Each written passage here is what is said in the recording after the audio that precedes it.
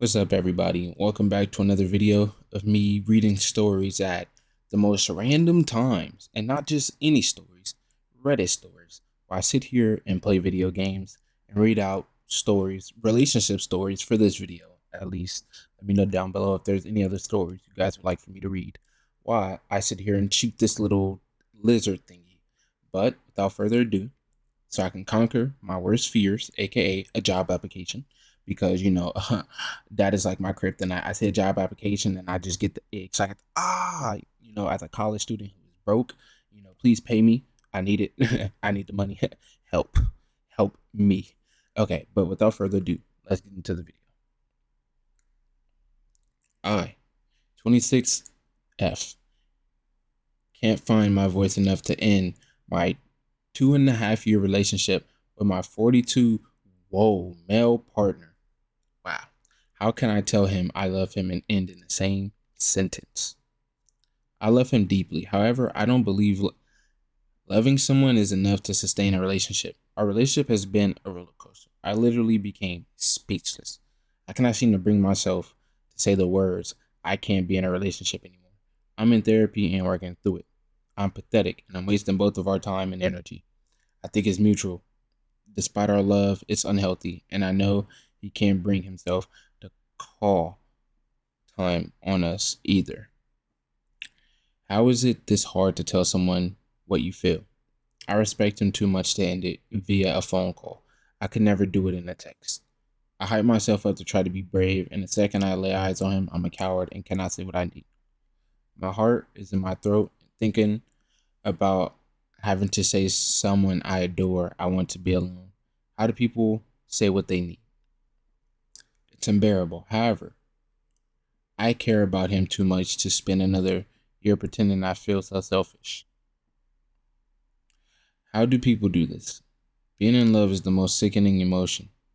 I hate it. I hate relationships and attachment. I'm on the verge of a nervous breakdown. I'm a grown woman. I can't form a basic sentence that will benefit my well being. My heart and mind is weathered and old. My friends are older. I relate to those older than me. I never had a chance at childhood, hence my old lady brain. My life has been a trauma filled fever dream. I'm spinning it.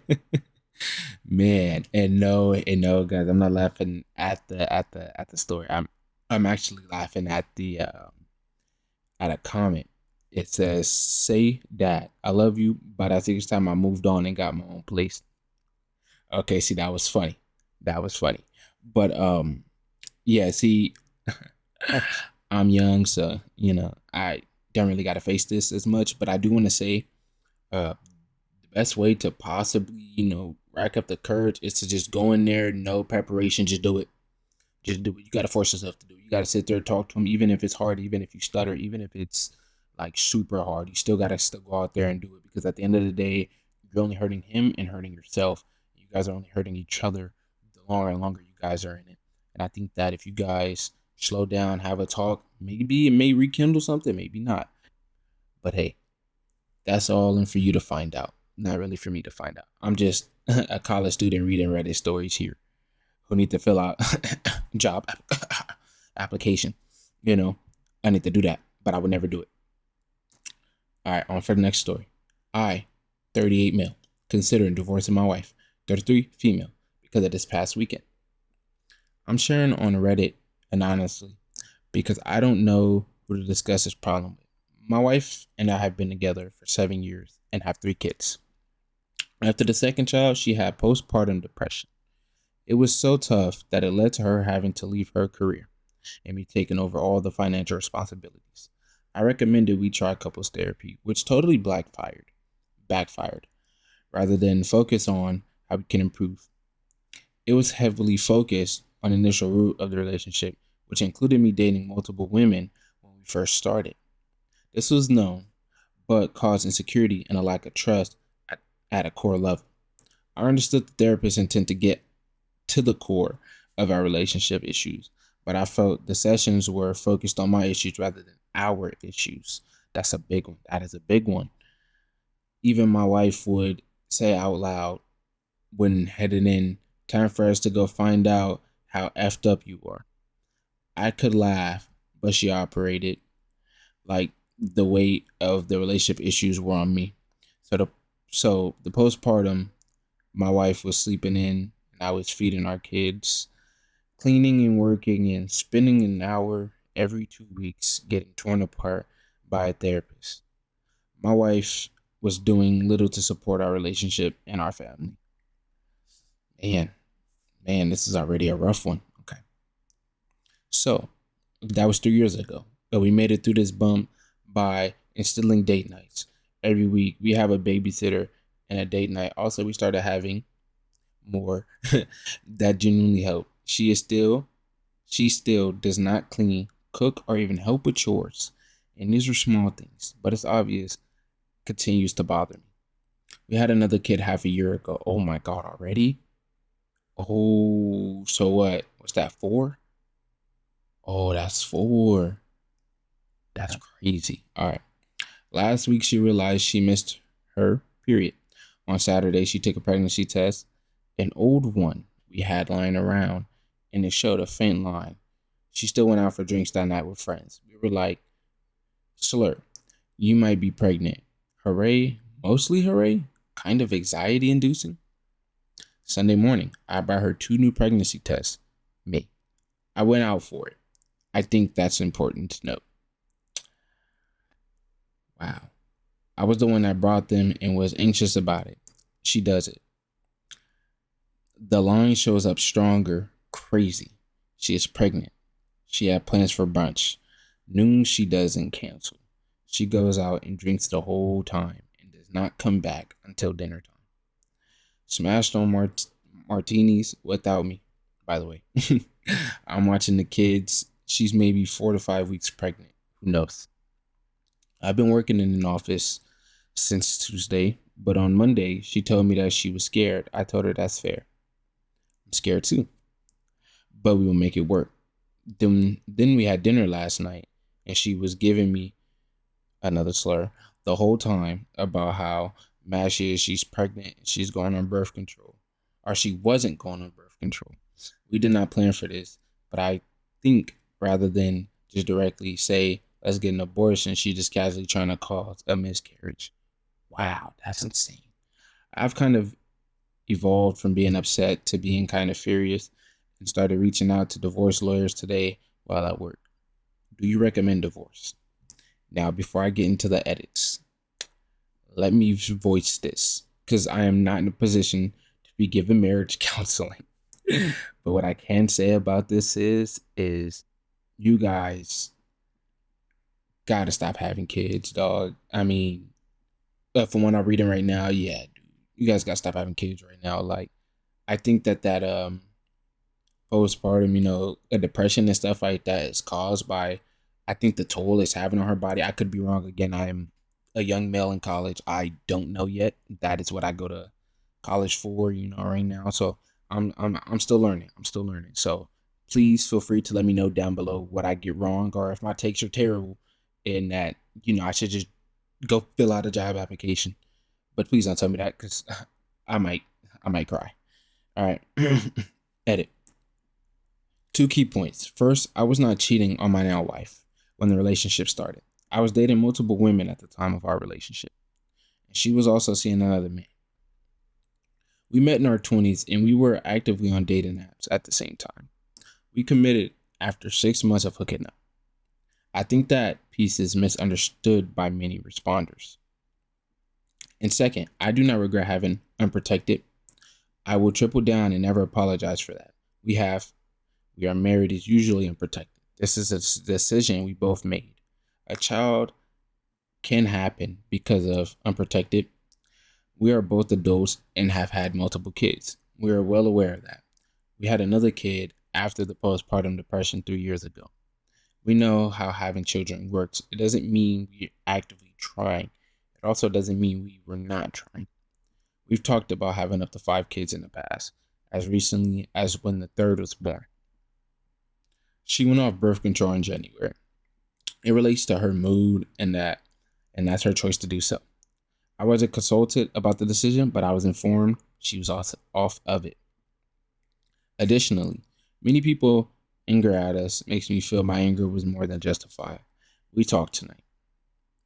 We are likely going to get an abortion, but right now we're working through it. She says she will stop drinking and apologize.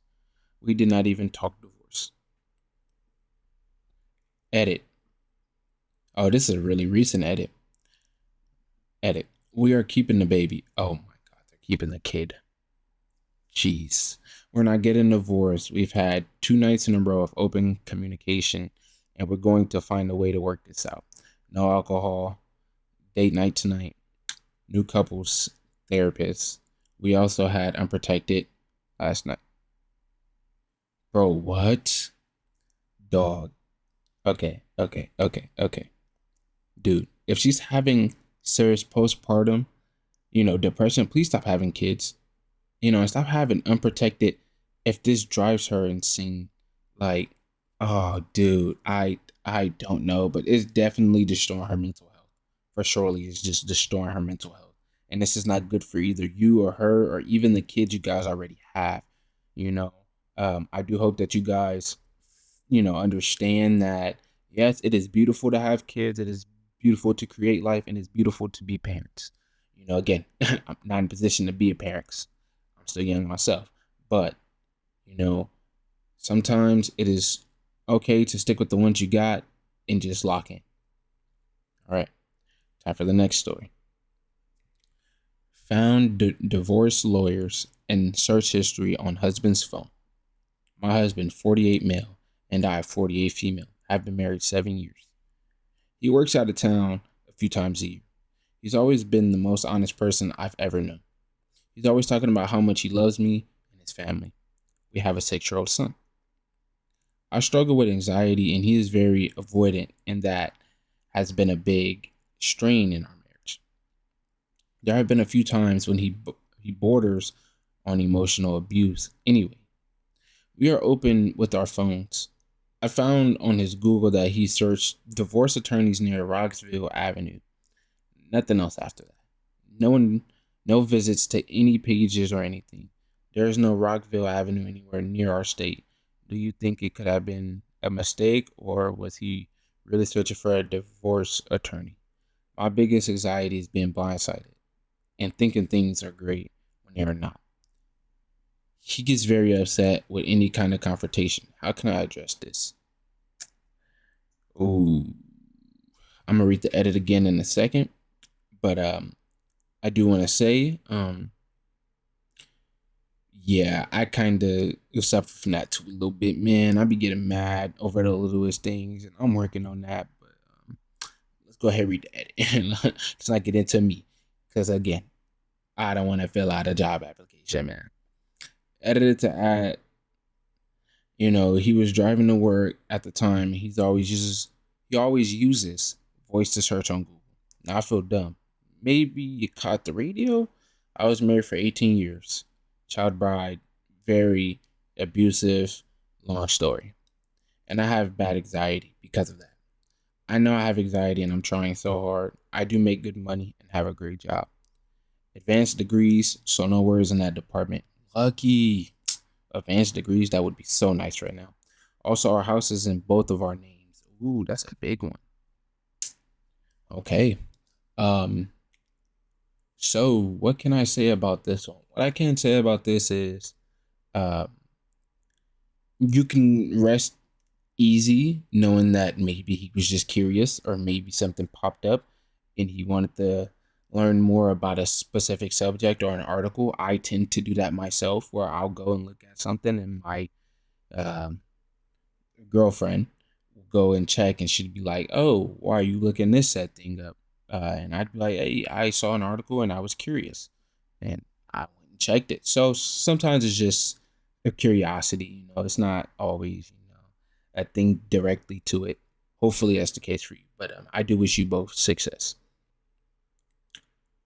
For the next and last story, my husband, 29. Sorry, me, 29 female, husband, 34 male, is in the hospital after a suicide attempt. I see him tomorrow and I don't know what to say. We've been together for almost 5 years. We live together. We've talked about having kids, getting another dog, picking names. Life felt normal.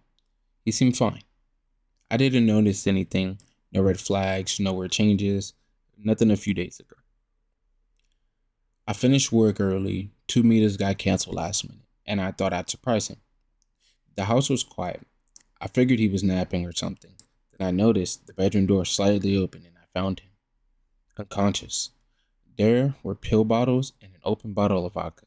I completely panicked. I don't remember the 911 call. I just remember kneeling next to him, crying, yelling his name, trying to get him to wake up. The EMT said it was close. He was unconscious for about a day and a half. He's physically stable now, but he's not talking. He's in the hospital for a psychiatric evaluation. And when I called today, they told me he's really quiet, barely saying anything. They said I can visit him tomorrow. I'm scared. I don't know what to say to him. Do I acknowledge what happened? Do I pretend everything is fine and talk about the dog or something? Like, do I sit in silence and just let him know I'm there? I want to scream and cry and ask him why, but I also don't want to make it worse. I want to push him. I keep thinking, how did I miss this? We live together. We sleep next to each other every night. We talked, laughed, watched dumb YouTube videos. He was texting friends, playing games, making plans. There was no note, no goodbye, nothing. Edit. A lot of people brought up debt/cheating. I checked our bank accounts, his phone, laptop. I found nothing. Edit. He didn't say much. I got him a few things: snacks, soda, comfy clothes. I told him I loved him. I gave him a big hug. We didn't really talk. He just apologized to me. I told him we would talk once he's ready. He's a mess, so he's not fully aware of what's going on. I know he's ashamed. I brought him his toothbrush, his slippers, and lotion. We just sat in silence. I told him I'm glad he's alive, and once he's ready, we will get him the help he needs. Um, honestly, um, yeah, I actually do want to add something to this. What I want to add to this is, and this isn't, like directly for this OP. This is for the world or for anybody who's watching this video. Is always make sure your friends are okay, regardless. Because a lot of people don't know this saying, but this is a saying that I kind of live by, that I have to, face when I'm going through something as bad as depression.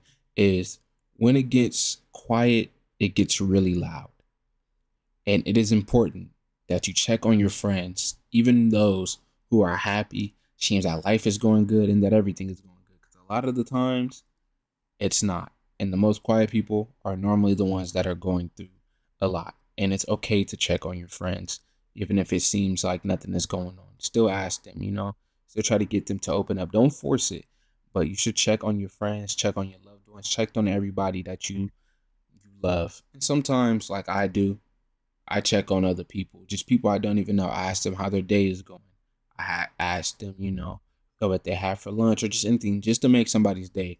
Because I don't want to live in a world where, we can't help each other, or, we can't be there for somebody we don't know.